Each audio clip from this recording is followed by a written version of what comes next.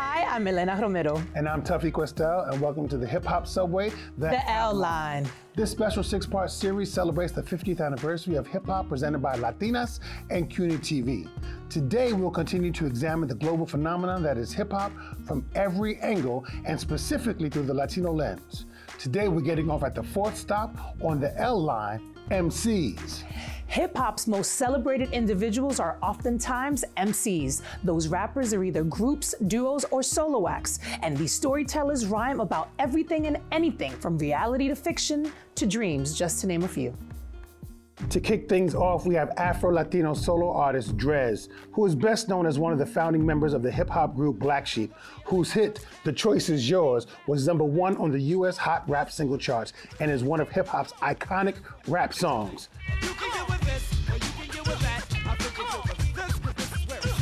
You can get with this or that. And on Zoom, we have Puerto Rican singer-songwriter and rapper Lumi D. Cedeño, who's known for singles like 2003's Never Leave You, which was sampled by Nicki Minaj just this past year and was #1 on the Billboard rap charts. Welcome to you both. Such a blessing. Thanks for having us. Please, Drez, tell me about the art of MCing when it comes to hip hop. The art of MCing has always, in my opinion, just been an extension of the love of music. You know what I'm saying? And, you know, like if you can hum, you know what I'm saying, then you can rhyme, you know what I'm saying? No but doubt. Essentially, whether or not you're gonna be good remains to be seen, you know what I'm saying? But you can. So I grew up, you know, of course, pre-hip hop, we listened to our parents' music. So I was just a big fan of so many different types of music from, you know what I'm saying, the soul, of course, of the 60s and 70s to, you know, I'm a descendant of Ismael Rivera, so I would also have, you know, a Celia Cruz to whoever blasting throughout my grandmother's house. So I just loved music and I always was humming. You know what I'm saying? Just always humming a song, even to this day. So when hip hop, you know, introduced itself, it was speaking directly to me because now I'm humming and it started finding me and telling me things to say. Nice. You know what I'm saying? So I just put the words to the melody of what I'm humming. So when I hear a beat, I'm you know what I'm saying? And it's just a love of music that I think all of us have. You know what I'm saying? No doubt, no doubt. It's not color-coded, it's just real and right. There, you know what I'm saying? I love that. What kind of obstacles, you know, this is an interesting question. Obstacles for a woman, let's say Lumi, for instance. What kind of obstacles as a woman and a Latina have you faced in your artistry? Well, as a woman first, right? They want you to lead with sex, right? That's something that I faced early on. That I wasn't that kind of girl. Like I definitely was very much a tomboy. You know, when I started, I was really young and you know, I was rough around the edges. So, and starting out, like going into these companies, it was like, oh, okay. You know, I was blessed that I had this record that took off, right? So it was like an undeniable thing. And, you know, you're going into all these labels and they all want you because the record is already a thing, you know? But there was this thing where, you know, I'm coming in with absolutely this, no makeup. I got sneakers, sweatpants. I'm just the girl around the way. At the same time, I think it's what made me who I am, you know? No. And yeah, like I didn't lead with that. I just led with the love of music and the passion for it. And as far as being Latina, I didn't know that there was gonna be a challenge until people asked me the question, you know? So I was like, oh, so it is a challenge? Like I remember, you know, growing up and feeling connected to people once you found out they were Latino, like the Fat Joes and, you know, and there was a lot of people once you found out like, oh, you thought they were like, okay, Fabulous, right? He's half Dominican. When I found out he was half Dominican, I was like, oh, he's Latino. So I felt even a little more connected to him. And I felt like, oh, so, you know, I belong in here too. No doubt, no doubt. I think we all deal with that.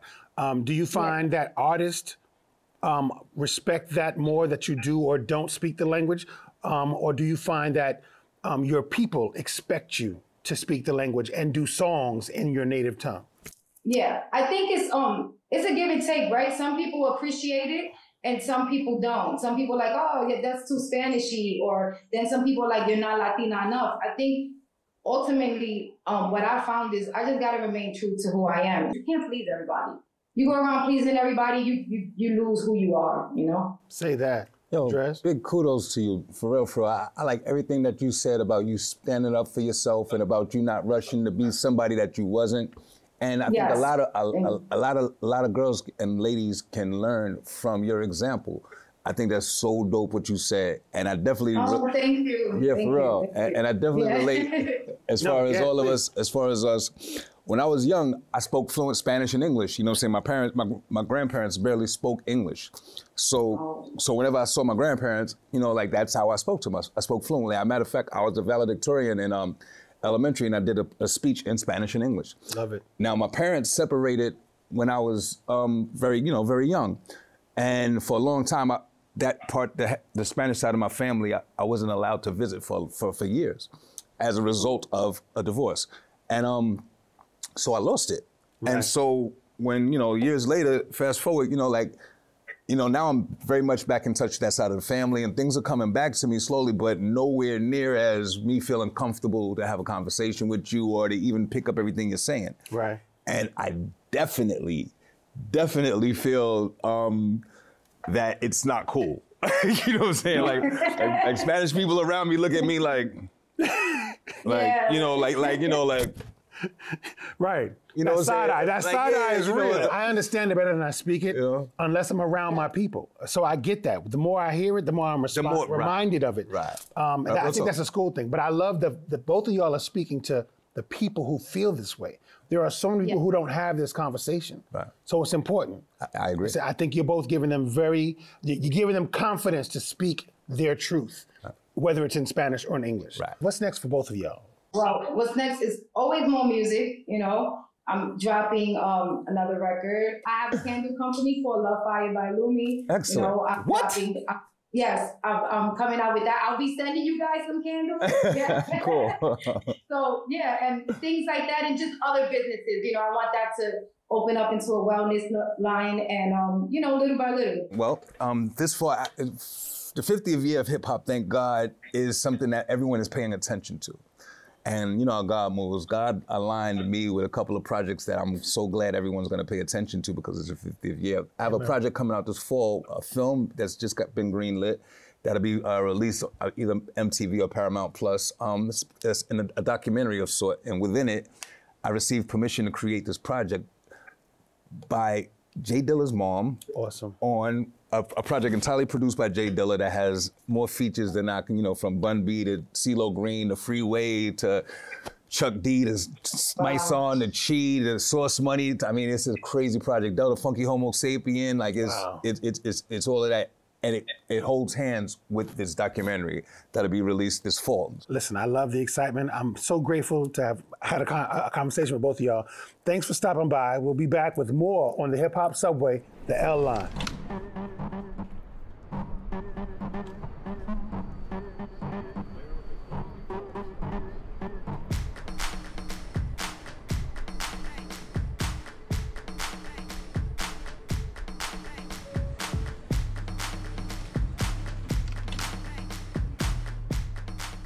Hip-hop music was born in the Bronx, and like our next guest, Cuban Boricua rapper Lazarus the Top Don, who's been rapping for 30 years. But what does it take to succeed in this business? We're about to dive deeper into the business of rap to find out. Welcome to our show. Thank you for having me. So I understand you've been rapping since you're 36 and you started at 7. That's a really long time. Correct. What got you started? It comes, destined within my family bloodline. I come from, a musical culture and Don family and the background family of music. Shout out to my uncle Arsenio Rodriguez. Shout out to my other uncle Kike Rivera. So, it comes destined. So when I was hearing their music, I've always been into the rhythms and started to make my own words and sounds while my mom and grandmother were playing their music while I was younger. So now you rap both in English and Spanish. Correct. What are the challenges in doing both? The first challenge I found is the demographic target audience, having good subject orientation and knowing basically how to divert. So stuff that I might rap about in English, maybe no lo hago en español. Hay a veces que lo hago en español and then I might not do it in English, or I might mix both. So it depends. I've learned how to use both almost like a template and realize what key audience I'm going for. Because some people are into Spanish music and then some aren't. So growing up in the Bronx, everybody was about the hardcore boom bap rap. So before, if you weren't able to do that time and point, they weren't allowing basically Latinos and Tainos to come in and do the multilinguaje music. So I started to do that as well right after Rest in Peace to Big Pun and all of them. And I just carried on the tradition and showed them that, I keep true to the core.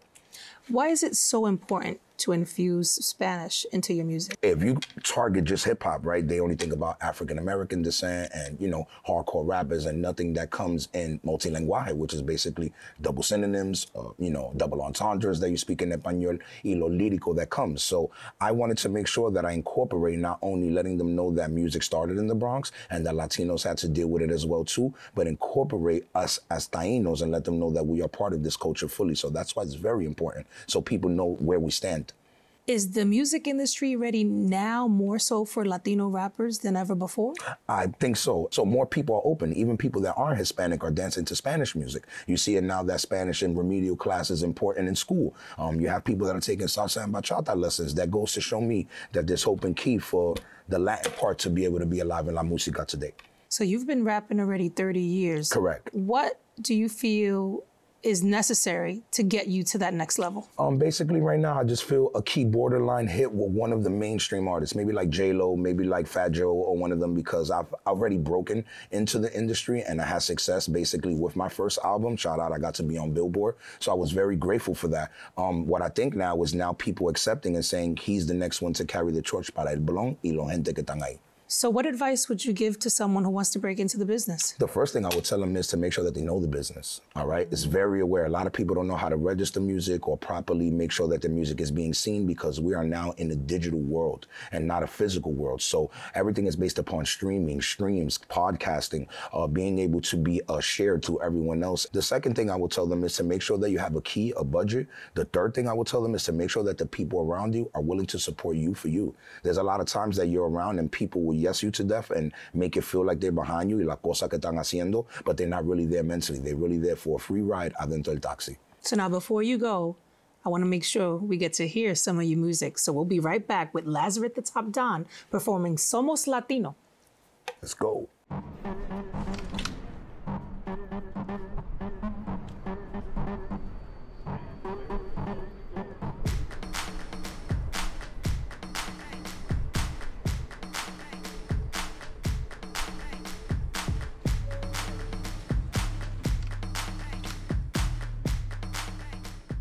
Welcome back, and here's Lazarus the Top Don performing Somos Latino. Take it away.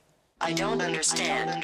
Clean or dirty. Para mi gente, la cultura. Somos latinos, andamos la calle, estamos unidos, andamos en clave. Somos latinos, andamos la calle, estamos unidos, andamos en clave.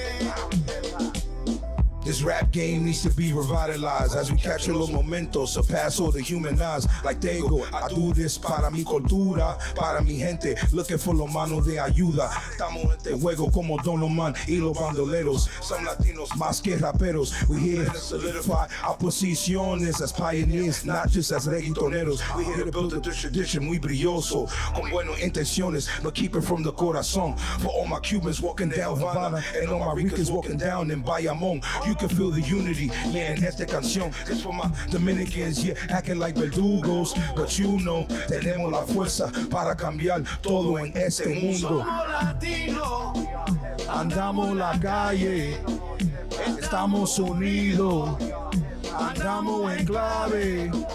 Somos latinos, andamos la calle, estamos unidos, estamos en clave.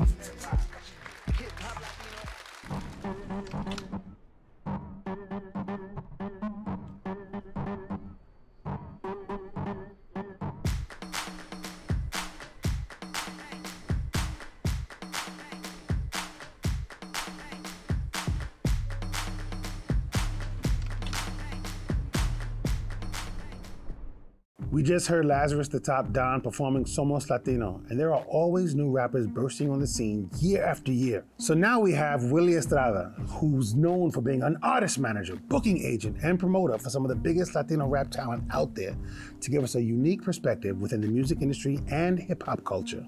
Plus, we have Caridad de la Luz, also known as La Bruja, one of the world's leading spoken word artists and the executive director of the Nuyorican Poets Cafe. Welcome to you both. Thank you. It's great to be here. Yes, indeed.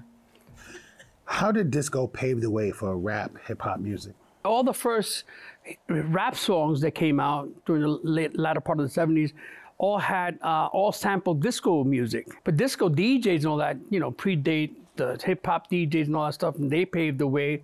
Disco also was instrumental in, being the backbone of rap. Every single rap song before then had sampled disco. Do you think that was a way to keep disco alive? Because disco supposedly was dead.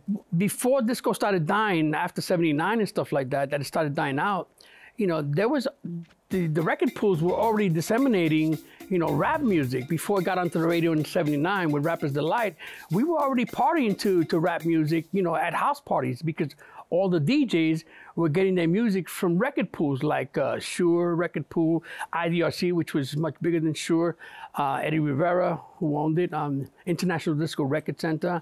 Then you had Sal Abatello, with Disco Fever Records and stuff like that. So all of that was instrumental in helping hip hop grow. And what other musical genres besides disco? Oh, come on. You had, salsa, which in 73, you remember salsa, the Fania All-Stars held that concert in Yankee Stadium.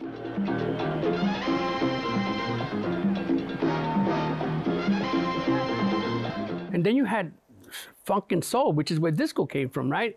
But funk and soul music is what we used to develop the hustle initially. All that music was very influential. I love the way you light up when you say salsa. Did you see that? Yeah. It almost messed up the lighting director. Caridad, what are some of the similarities and differences between spoken word and rap?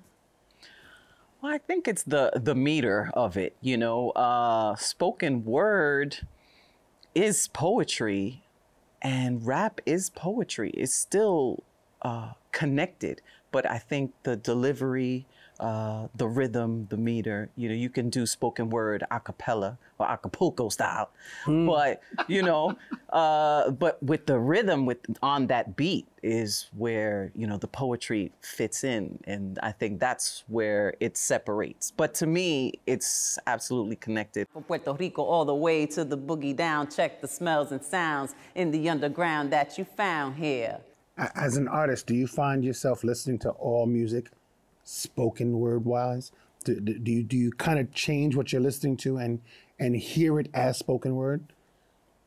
I always listen for the lyric in all music. That's why jazz was difficult for me to really embrace, because I was starving for the lyrics. I was starving for the story. I've learned to appreciate it now, the story that the instrument tells and, where it pulls you, the certain sounds.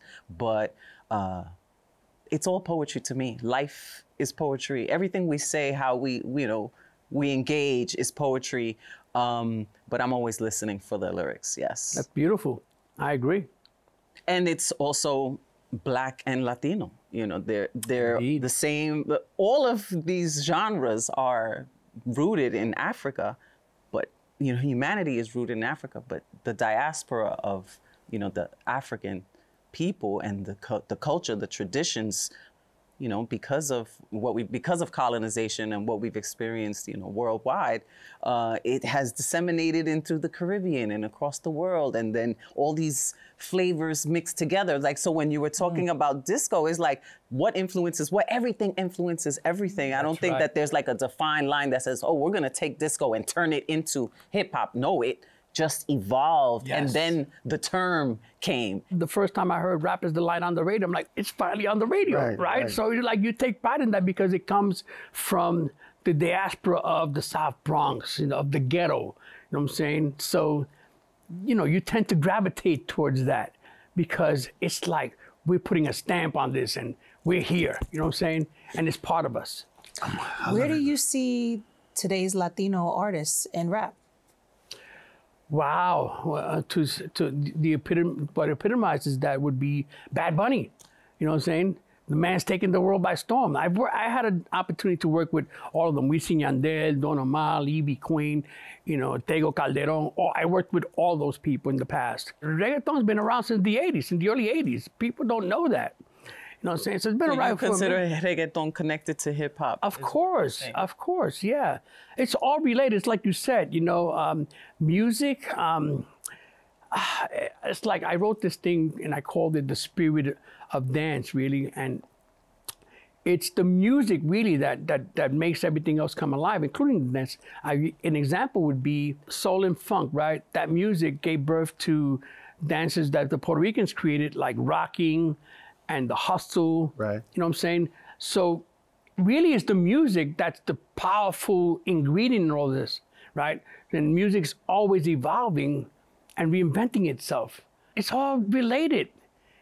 And that's why DJs were actually first before the MC, because the MC was the master of ceremonies, but everyone didn't have one. Exactly. There wasn't always a mic available. Exactly. So Caridad, where is the Latino poet in spoken word today?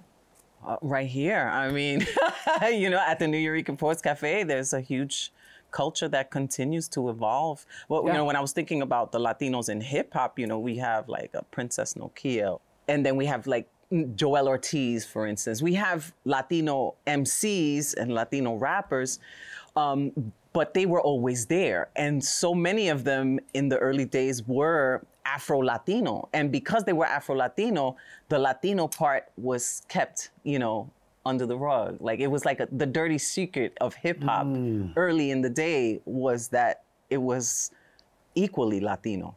But, and only now, I think that people are embracing, you know, that we are united, that we are together, that the culture is intertwined, that is not separate, because that's, you know, separation is the best way to conquer a people. That's right, you know, divide and conquer.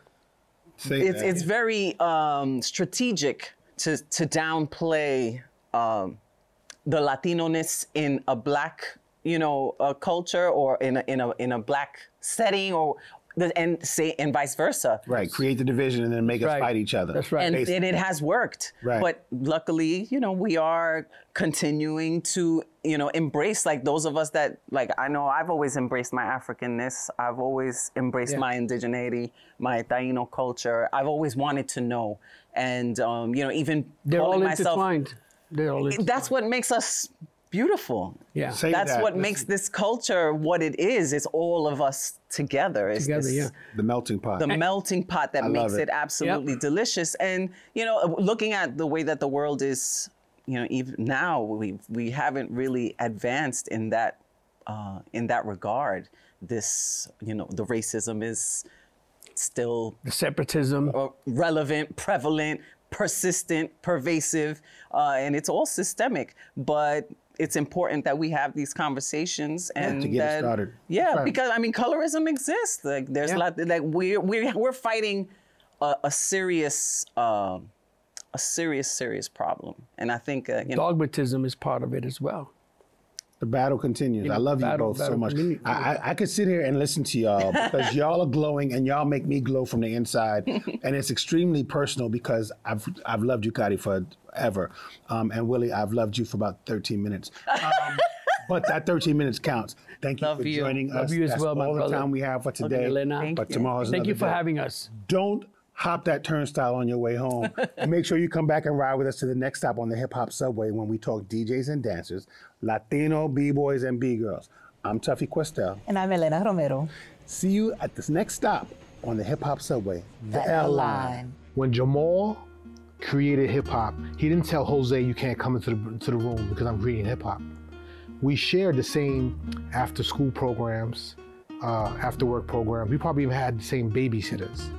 We all grew up in the same neighborhoods. It was about creating an environment, a safe and comfortable environment in a larger environment that was not safe and comfortable. Thank God that the dancing and hip hop and all that alleviated some of this, you know, aggression amongst ourselves.